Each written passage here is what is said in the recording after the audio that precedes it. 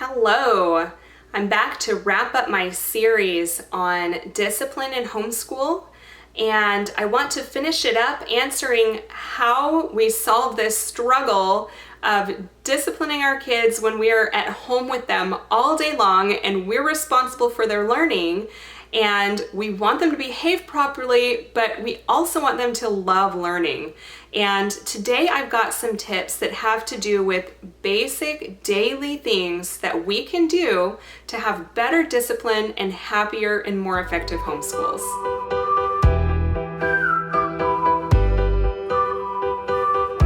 Number one on my list is self-care for ourselves. And this has nothing to do with the kids other than that if we feel happier and we're taking better care of ourselves, we will create a more happy, loving environment for our children.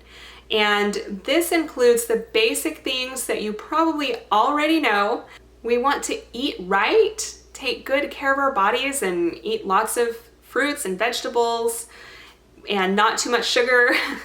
And we should be exercising regularly to keep our bodies healthy and our hearts strong and not gain too much weight. I know I've been there and trying to lose weight right now from my pregnancies and from being on lockdown during the pandemic when all we could do was sit on the couch and eat brownies. That did not go well for me. So I'm working on that right now myself.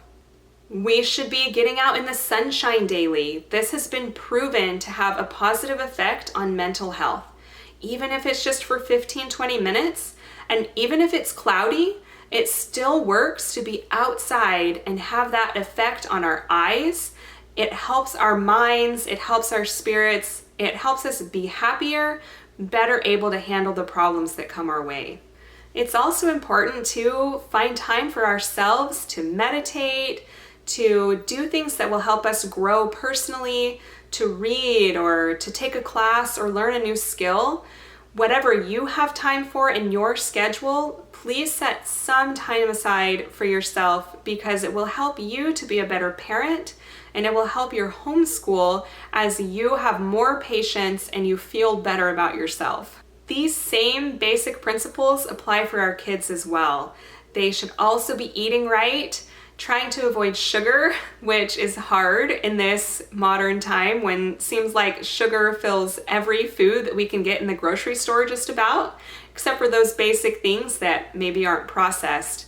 But sugar can have a very strong effect on our kids, on their attitudes, on their energy levels. You know, they get that sugar rush and then a crash afterwards. That does not work very well for homeschool. We want them to have a steady source of energy from the food they eat, not the ups and downs that come from sugar. Our kids should also be outside regularly. Just like we need to be in the sunshine, they need to as well. So for our family, we've actually had some weeks where we set this as a goal because I felt like the kids weren't getting outside too much. And so every day they were supposed to do some kind of activity that was out of doors.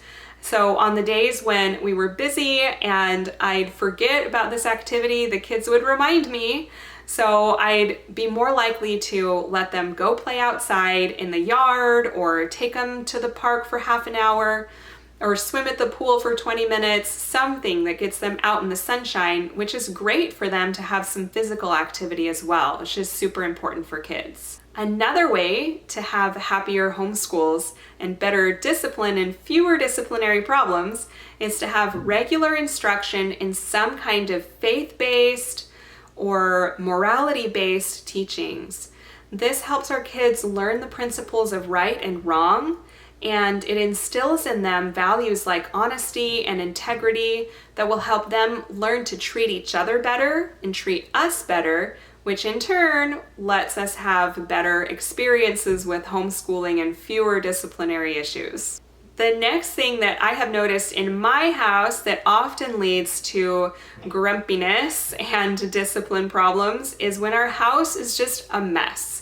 And this is a tough one when we homeschool because when kids are off to public school, often we can go through and order and straighten up the house while they're gone without them tripping over our feet the whole time or messing everything up right after we've cleaned it. So it can be very difficult to accomplish this when they are home all the time, but it can be done. And in fact, honestly, we really shouldn't be the ones with the burden on our shoulders all the time anyway, right?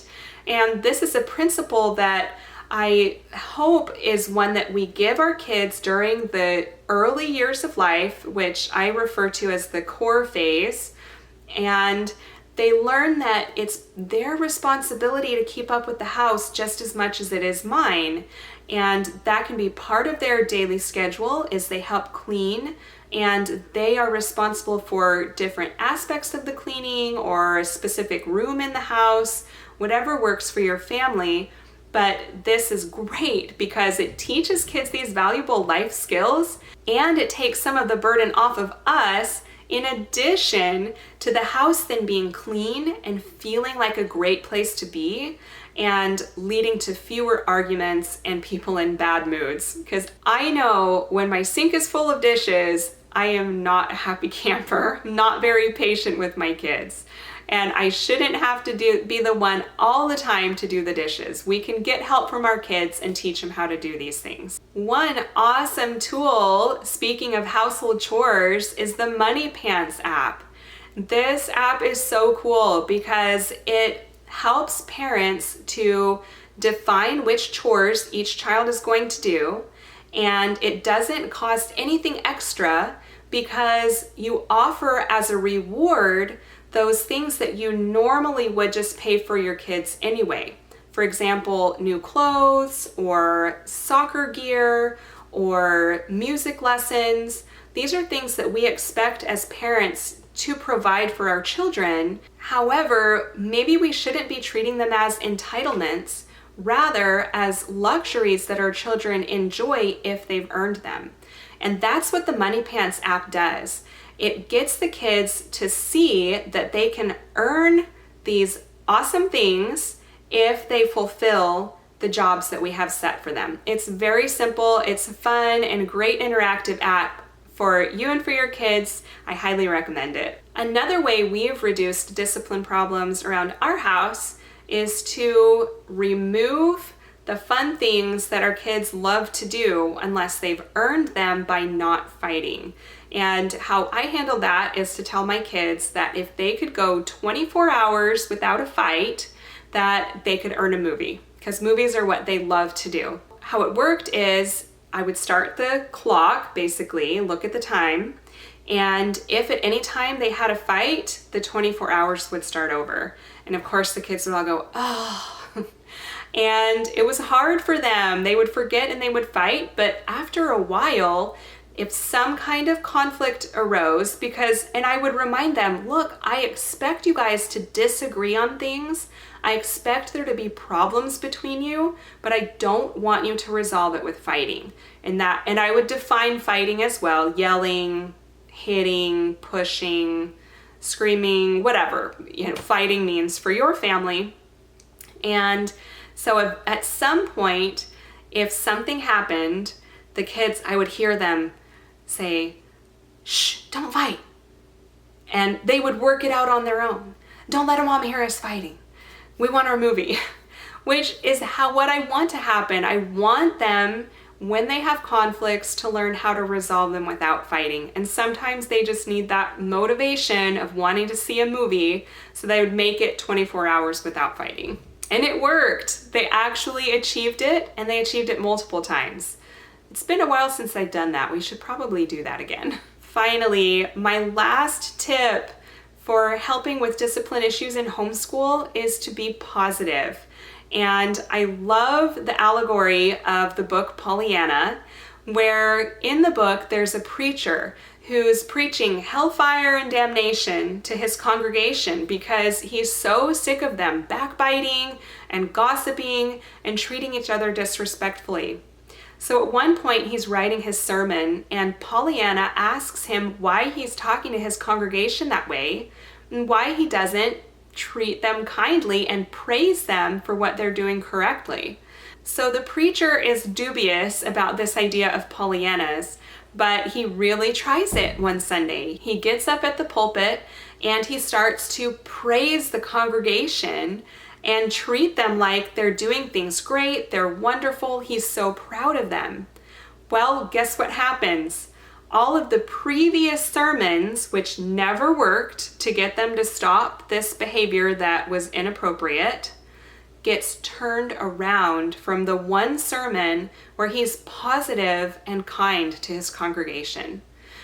I've tried that in my family, and I'll tell you, in the moment when you're frustrated with what your kids or your spouse or your siblings, with how they're treating each other or treating you, and you don't want to be positive with them because you're so sick of what they're doing wrong, and you think, how are they going to change unless I tell them that they need to change?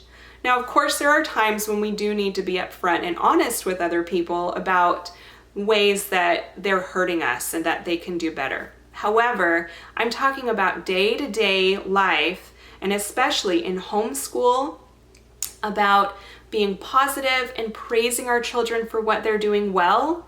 And it is amazing that it really does work.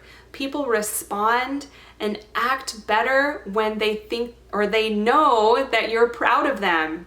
And we do need to be sincere about this. We're not trying to trick people or be sarcastic or fake. We should praise kids for things that they really are doing well. We're not trying to be dishonest and lie to them. But I promise that this does work for discipline issues. It seems counterintuitive, but just try it. I think you'll find that it works. Thanks for tuning in today. I hope that you've liked this video. Please comment below on ways that you could suggest that you have used that work for discipline issues in your homeschool. I'd love to hear your tips and any other comments you have. Please like and share this video. Subscribe to my channel so you get notified when I put up new awesome videos for you. Have a great day.